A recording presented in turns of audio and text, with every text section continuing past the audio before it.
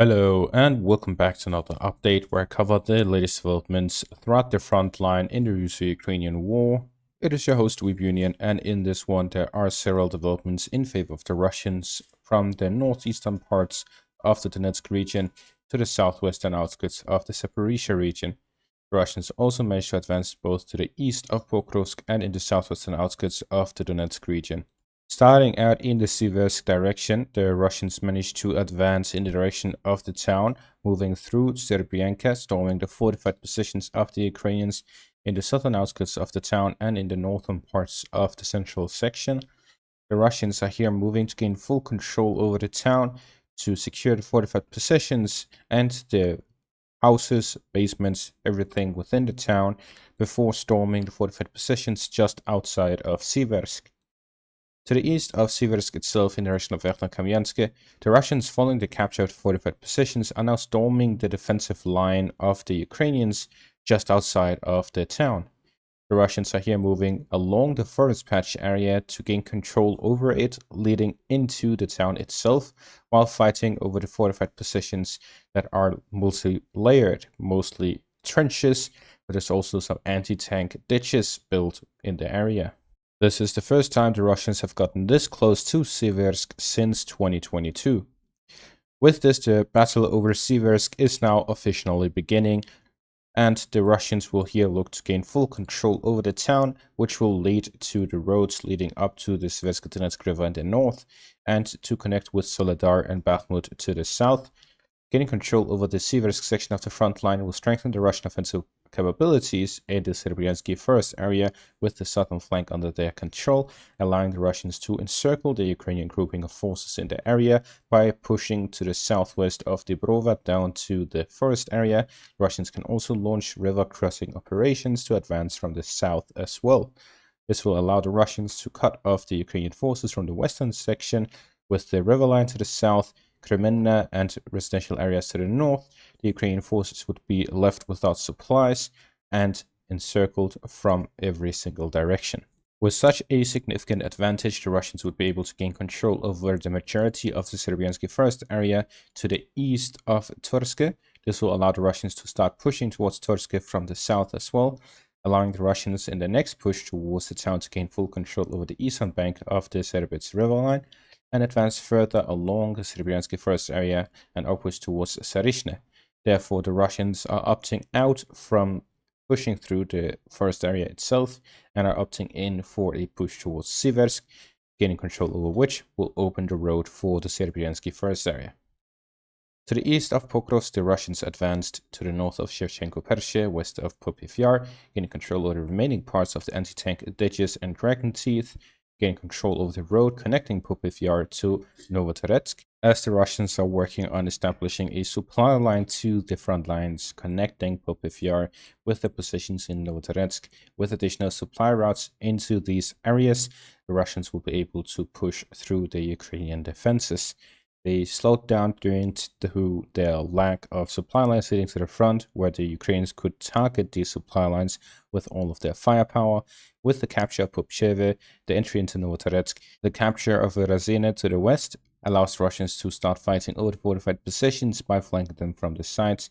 However, they still need to gain control over the fortified positions to the western flank of the town, which will open up the road for Novoekonomishne and Fedorivka and Voykivka in the north. Russians are working on extending their supply lines for additional roads into these settlements to gain control over them.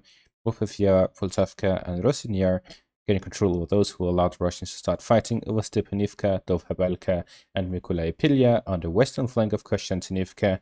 And with the recent advances in the Chasiv Yar direction, it is only a matter of time before the Russians gain control over all of the settlements on the western and northern flanks of Konstantinivka for the operational encirclement of the city. In the southwestern outskirts of the Donetsk region, the Russians managed to make several advances. To the west of Fedorivka, they managed to gain control over the remaining first lines, pushing in the direction of Voskresenka. The Russians only lacked control over 2 fortified positions before entering Voskresenka, fighting over fortified positions within the town as well, and advancing along the road in the northern direction as well as in the western direction towards Oleksandrograd. In the direction of Mirna itself, the Russians have control over the southern, eastern, and northern flanks with the recent advance south of Adidobna.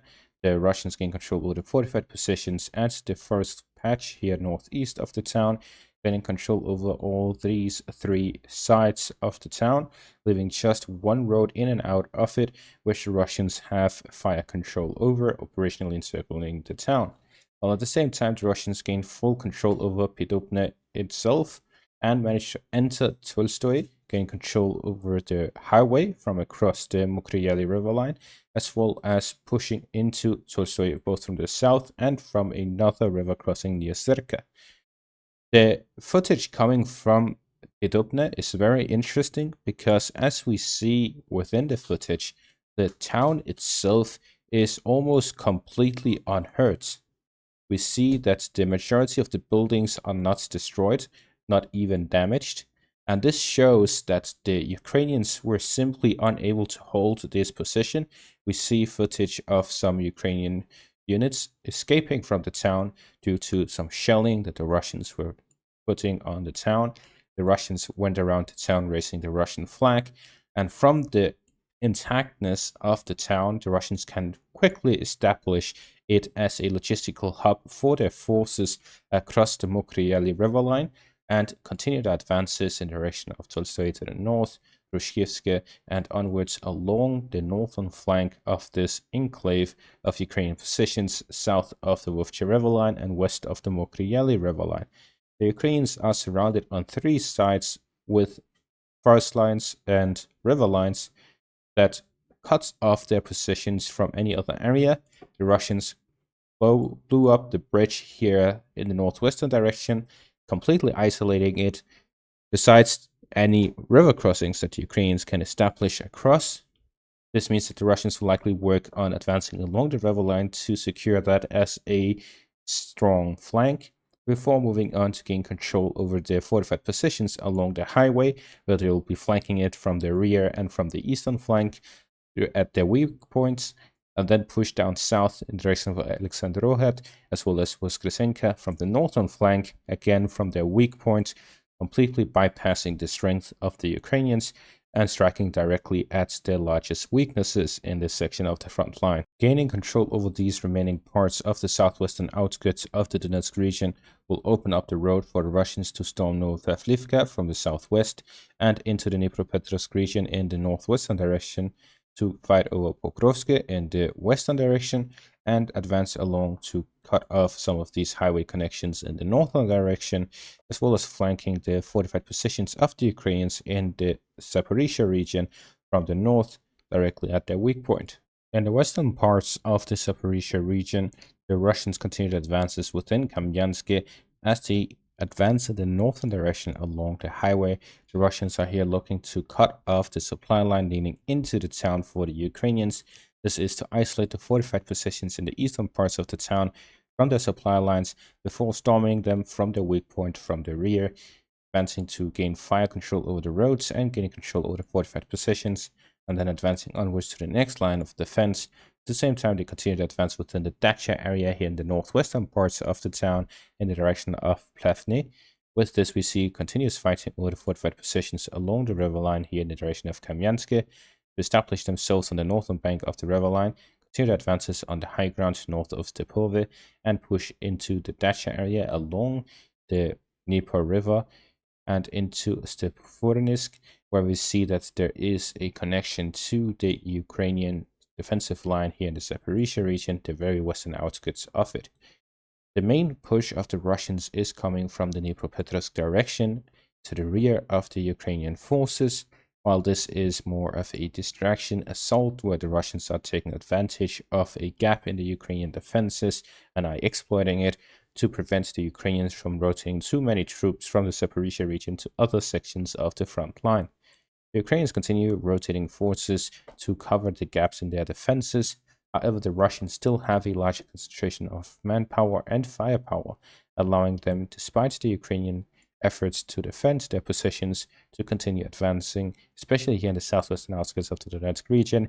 It has been one of the main areas of fighting for Sirsky, according to himself, They were fighting heavily in this direction, but the Russians are simply outnumbering them and have too much firepower for them to completely stop them. Instead, they're working on slowing them down as much as possible. These advances we're seeing in the southwestern outskirts of the Donetsk region are despite heavy Ukrainian defenses, a lot of drone activity, and everything they have available to slow down and stop the Russian forces. They're still advancing, capturing one town after another. And that is going to be all for this update. Thank you for watching. Make sure to leave a like, subscribe, check out my Patreon and YouTube membership for additional content. Thank you for watching and have a great day.